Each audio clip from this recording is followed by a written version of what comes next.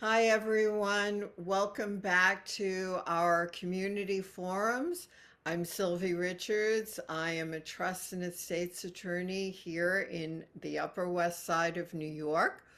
And today we're going to talk about real estate sales, but specifically estate sales, a very special breed of real estate sales. These are nuanced. They're never as straightforward as one would hope. And so it begins, of course, with the death of a loved one. And from there, we usually find that that loved one owned real estate, either a co-op or a condo here in New York. And then begins a process. And some of the typical actions that happen are the cleaning out of the space, cataloging and appraisal of items, valuations, and so forth. But did you ever imagine the need for three specialized tax forms or a special stamp required from the Deputy Commissioner for Taxation and Finance? Just those wild cards alone illustrate the need to work with a real estate agent and an attorney who are both familiar with the process, or else your deal could fall through. I've invited a wonderful colleague to join me in a conversation about how to approach and prepare for an estate sale. Trina Cooper is a real estate professional with more than 2 decades of experience in the New York market and an expert at navigating the dynamics I was just mentioning. Welcome, Trina. Thank you so much for joining me. And I want the audience to understand exactly what it is that you do and how it is that you go about putting an estate sale on the market. Thanks, Sylvie, so much for having me. And yes, you are correct. I work at Corcoran. Been in real estate for the last 20 years. And then something that you don't know about me, my very first sales were actually in estates. And they are quite different than your average resale. One, I'm usually dealing with somebody who has just had a loss in the family. They've come to New York. They see the apartment of their loved one. It is full of stuff.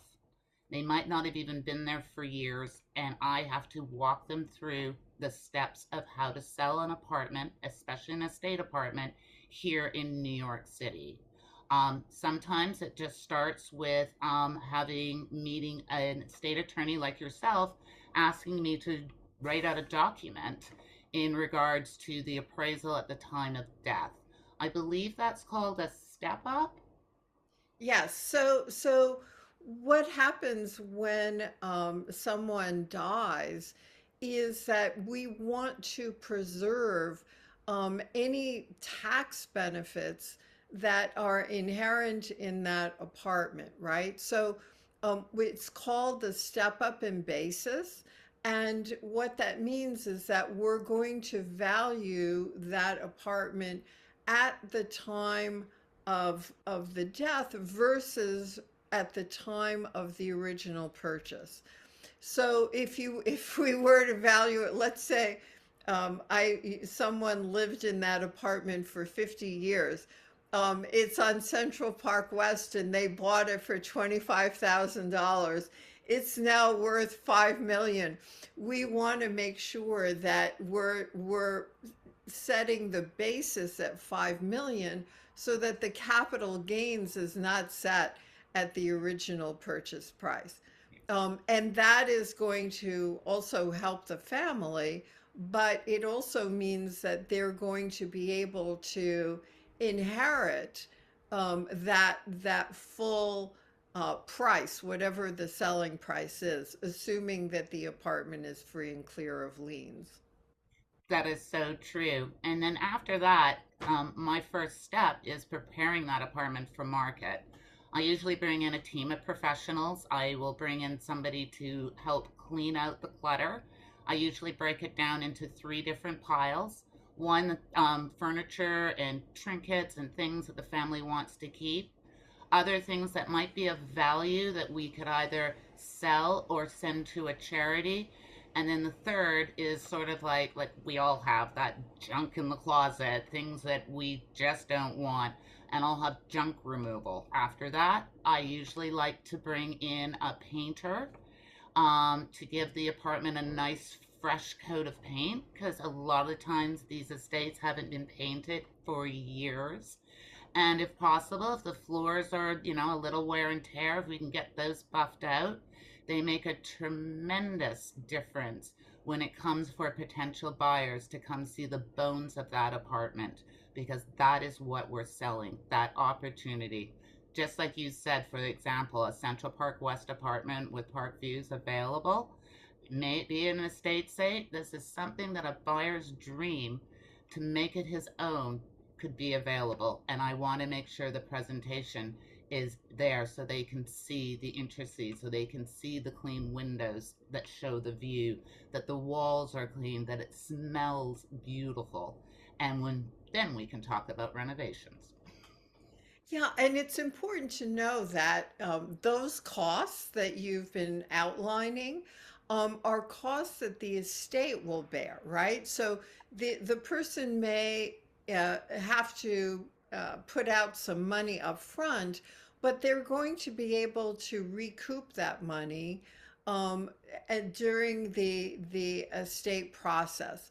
So it isn't lost money. And in fact, it can really further the sale of that property. So what's the difference if you're selling a condo in an estate sale versus a co-op in an estate sale?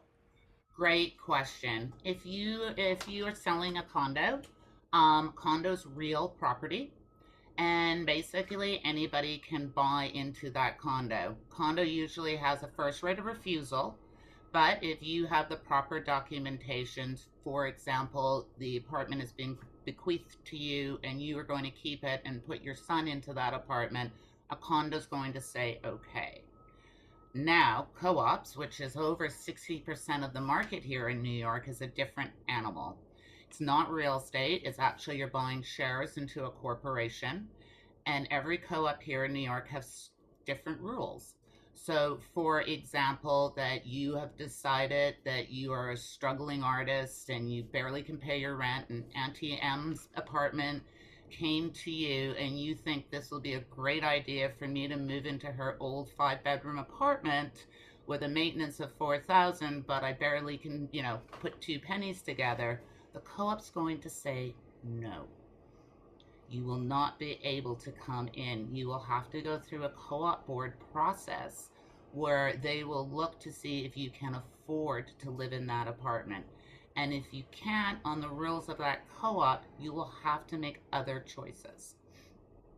Yeah, and again, very, very important. Very important. And so while the person is working with me, the executor is working with me to get letters testamentary if there's a will, or letters of administration if there was not. You are in the process of cleaning out, making sure that the apartment is presentable. Yeah, we're Um, almost working at the same time.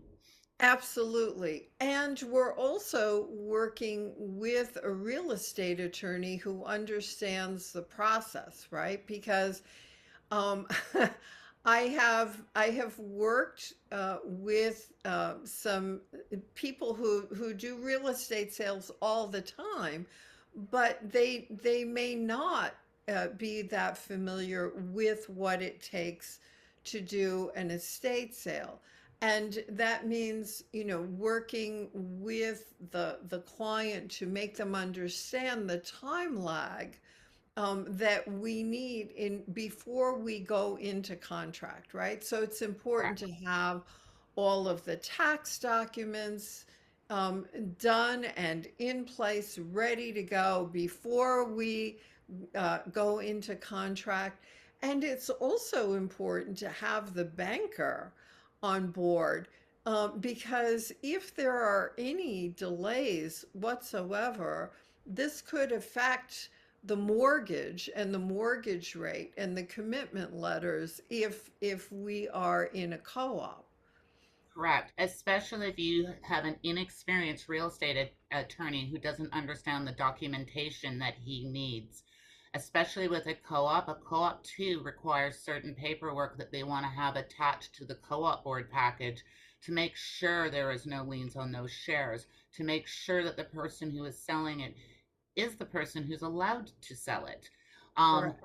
all of that is so important because on the buy side, her attorney is going to make sure that everything has been done so we can get to a quick closing. If you have not had all those paperwork done, there can be months and months of delays. Months and months delays can sometimes make you lose the buyer. So it's very important that the estate attorney, the real estate attorney, and the real estate agent all work hand in hand to make sure that all those T's have been crossed, all those I's have been dotted to make a successful sale. It makes a difference when you market it. It is a selling tool for me when I can confidently say that we have done all our paperwork. We're ready to go to contract. That can sometimes do leaps and bounds over other estate agents. I have very many times in my career been on the buy side and talked to the listing agent who doesn't have a clue. And when it comes down to my client going, I can't wait another 3 more months for them to get their act together, we'll take something else. So it's really, really important that everybody knows their job and that everybody does it.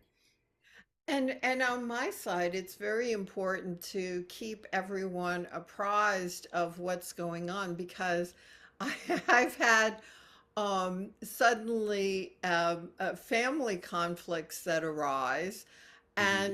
and suddenly I'm in a will contest and we're in litigation, and that again, it's important if we think that there might be that issue, So that true. we put that in as a contingency in the contract so that should it arise, suddenly we're not paying out any money because we somehow didn't allow for that contingency, right? Absolutely. I've had the same experience. I had a brother and a sister fighting over a beautiful chandelier.